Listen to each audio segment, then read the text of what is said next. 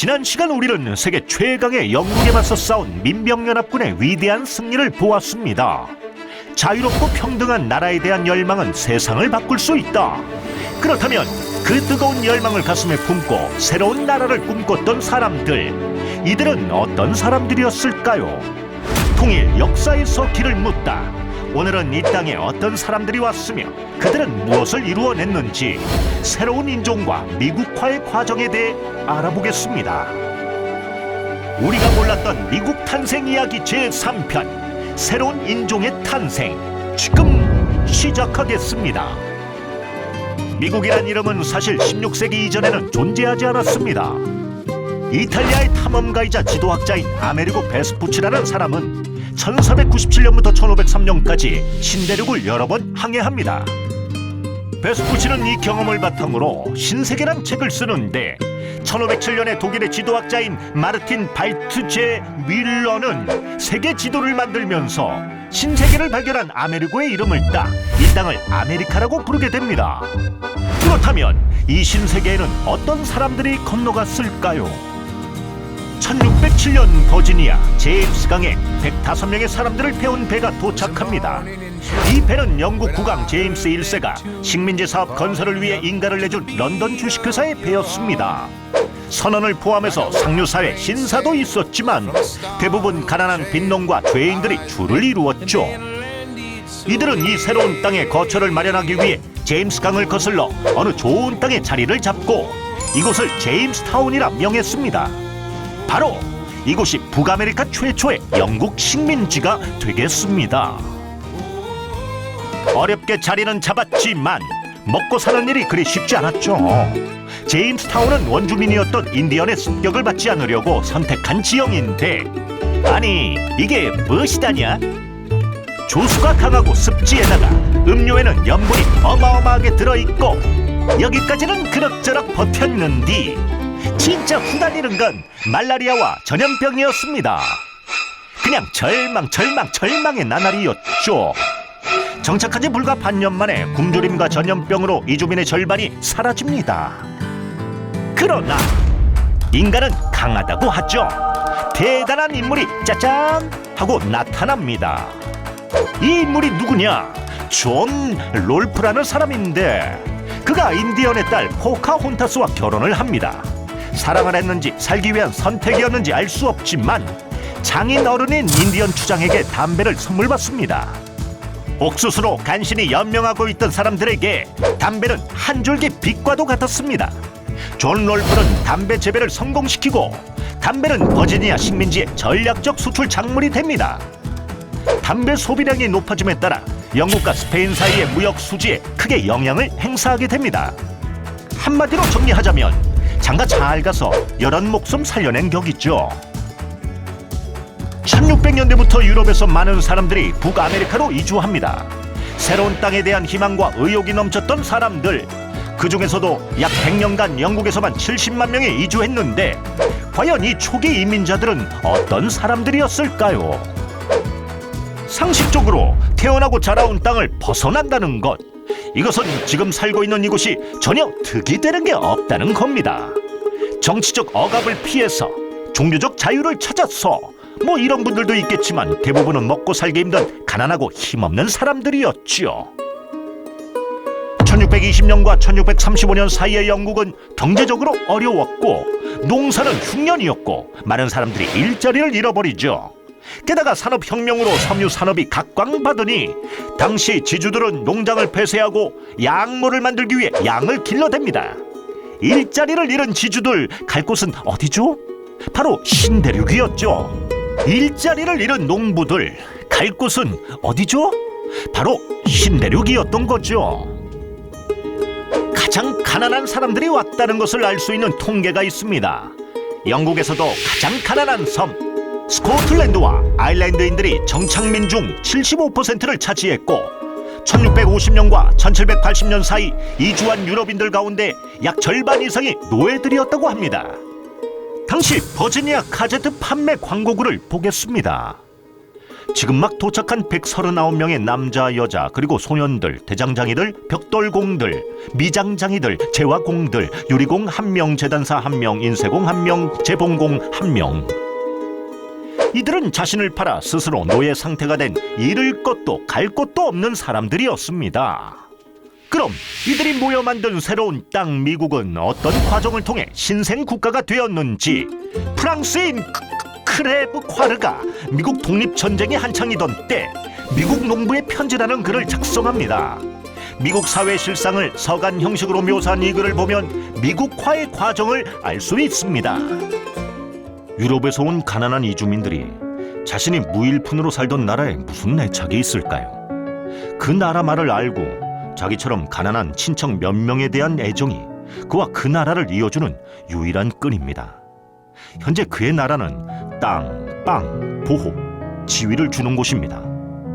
먹을 것을 주고 보호해 준다는 얘기죠. 빵이 있는 곳에 조국이 있다. 이것이 모든 이민자들의 기본 정신입니다.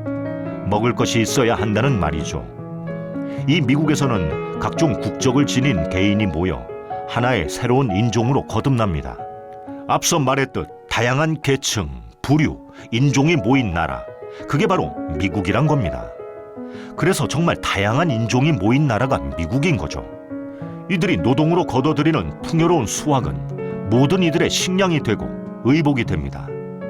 가난과 질병으로부터 지켜주는 나라, 그게 미국이란 겁니다. 조금이라도 전제 군주나 유복한 신부, 강대한 영주에게 빼앗기는 일이 없습니다. 종교의 자유가 있는 나라, 평등한 나라가 미국입니다. 미국은 이렇게 다양한 인종의 사람들이 모여 이전에는 볼 수 없었던 단 하나의 새로운 나라를 만들었습니다. 종교적 자유와 생존을 위해 자신의 운명을 걸고 가난과 질병과 맞선 사람들, 이들이 새로운 인종으로 거듭나 새로운 나라를 꿈꾸는 과정, 이것이 바로 신생국가 미국화의 모습입니다. 좋았다면 구독과 좋아요, 알림 설정해 주시면 얼마나 좋을까? 지난 시간 운명을 걸고 새로운 땅으로 건너간 사람들의 이야기를 함께 했습니다. 새로운 땅에서 독립을 꿈꾸며 살아간 그들, 곧 눈앞에 새로운 나라가 펼쳐진데도 여전히 영국과의 관계가 두렵고 불안했던 식민지인들의 독립 과정 이야기, 통일 역사에서 길을 묻다, 우리가 몰랐던 미국 탄생 이야기 제5편, 그들은 여전히 독립을 원하지 않았다. 지금부터 시작하겠습니다. 제1차 대륙회의는 북아메리카 식민지 13개 중 12개 의회에 의해 임명된 대표 56명이 모인 회의죠. 1774년 9월 5일부터 10월 26일까지 약 2달에 걸쳐 열립니다. 그런데 참여하지 않은 곳, 바로 조지아라는 지역인데, 이곳은 당시 가장 늦게 만들어지고 규모도 가장 작은 식민지였고 영국의 눈치를 요리조리 살피던 상황이라 대표를 파견하지 않았다고 합니다. 그럼 이들은 왜 모였을까요? 바로 참을 수 없는 이유가 있었습니다.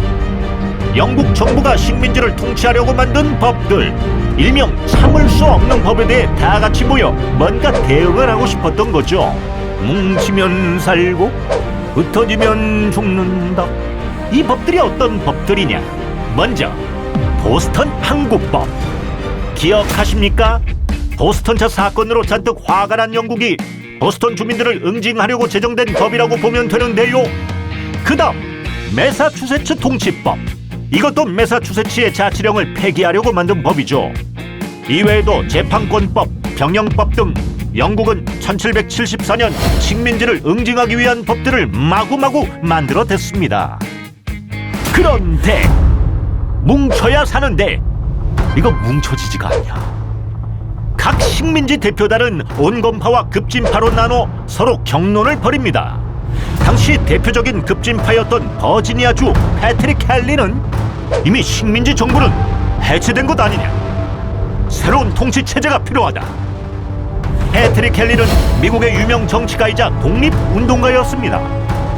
독립 후에는 버지니아주에서 종교의 자유를 법률로 제정하는 데 힘썼는데 자유가 아니면 죽음을 달라, 그가 남긴 유명한 말입니다.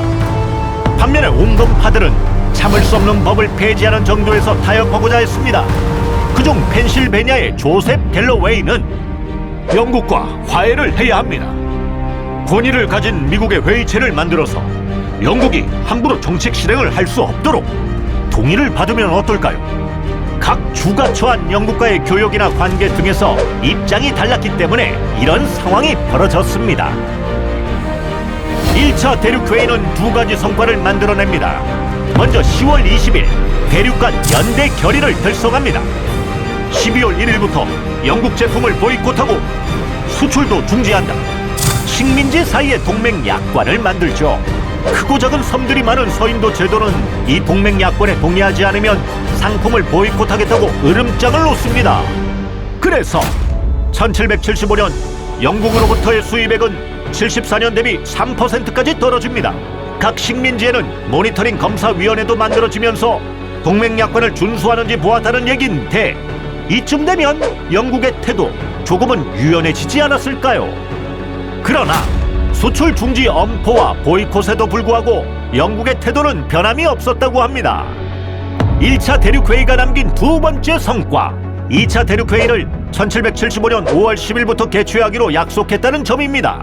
1차에 대표를 보낸 식민지 외에 퀘벡, 프린드 에드워드 섬, 노바, 스코샤, 조지아, 플로리다까지 더 많은 곳에 초대장을 보내 더 많은 연대가 결성되기를 바랬을 것입니다. 그러나 1774년 10월 제1차 대륙회의 당시만 해도 절대다수의 식민지 주민은 식민지와 영국 사이의 마찰이 잘 해결될 거라고 믿었다고 합니다. 또 식민지는 영국에 대한 충성을 견지해야 한다고 선언도 했습니다. 국왕에게 식민지가 처음 이 땅에 이주했을 시기로 돌아간다면 평화와 조화는 이루어질 거라는 거죠. 그들은 여전히 독립을 원하지 않았던 것입니다. 2차 대륙회의는 1775년 5월 10일부터 1781년 3월 1일까지 열립니다. 꽤 오랜 시간 대륙회의가 진행되는 이유, 2차 대륙회의가 열리기 약 3주 전 1775년 4월 19일 렉싱턴 콩코드 전투로 이미 독립전쟁이 시작되었죠. 기간을 보니 거의 전쟁 기간 내내 대륙회의를 열었다는 거겠죠. 의장은 미국 독립전쟁의 시작이었던 보스턴에 있는 매사추세츠 출신의 존 핸콕이 맡습니다. 이제 모국이라기보다 강력해진 적, 영국과의 전쟁에 맞서 대륙회의는 13개 식민지 군사동맹의 결정 주체가 되었습니다. 그런데 처음부터 손발이 짝짝 맞았을까요? 협조도 잘 안되고 소통도 안되고 이래저래 힘든 3개월을 보냅니다.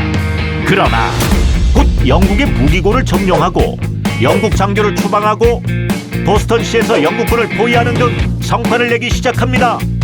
드디어 1775년 6월 14일 식민지 군인 민병대가 결성되고 좌지 워싱턴 장군이 총지휘관에 임명이 되죠.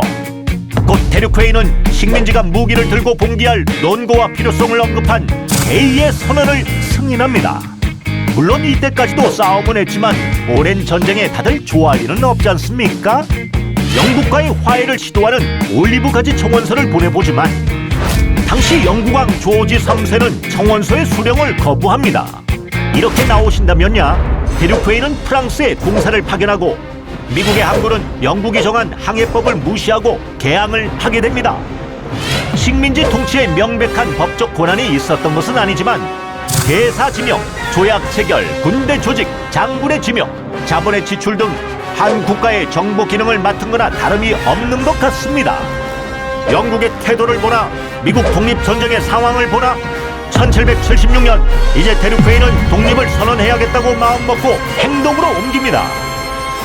사람들은 독립을 망설이는 연방정부의 대의원에게 지침을 바꾸도록 촉구하고 독립을 승인하려 하지 않으면 연방정부 자체를 교체하려는 움직임까지 보입니다. 그러자 5월 10일 적절한 정부가 없는 식민지는 그런 정부를 형성해야 한다 라고 권장하는 결의안이 통과됩니다. 그리고 5월 15일 존 애덤스가 초안한 급진적인 서문이 결의안에 추가되고 권한을 영국에서 얻는 식민지 정부가 영국의 지배에 대한 충성과 맹세를 포기하도록 조언합니다. 그리고 6월 7일 또 하나의 결의안, 리 결의안이 발표됩니다. 리처드 헨리는 영국의 식민지로 남아있는 이상은 어떤 유럽 국가도 관심을 가지지 않을 것이다. 미 결의안이 7월 2일 통과되고 7월 4일 미국 독립선언이 채택된 후 8월 2일에 서명됩니다. 그러나 아이러니한 것은 많은 미국 식민지인들은 독립선언서가 발표된 후에도 여전히 타협을 통해 영국과의 관계를 개선할 것을 기대했다고 하는데요. 그들은 여전히 독립을 원하지 않았던 것입니다. 새로운 세상이 펼쳐질 수 있음에도 불구하고 사람들은 여전히 불안했습니다. 오랜 시간 식민지로 살았기에 모국이었던 영국을 떠나 독립된 나라로 살아간다는 것에 불안했을지도 모릅니다. 다수의 대중들은 여전히 미망에 휩싸여 안주하길 원했습니다. 결국 이 미망을 걷어낼 새로운 비전이 제시되어야 새로운 세상이 열린다는 것을 우리는 그들의 어렵고 어려웠던 독립 과정을 통해 깨달을 수 있었습니다. 좋았다면 구독과 좋아요, 알림 설정해 주시면 얼마나 좋을까?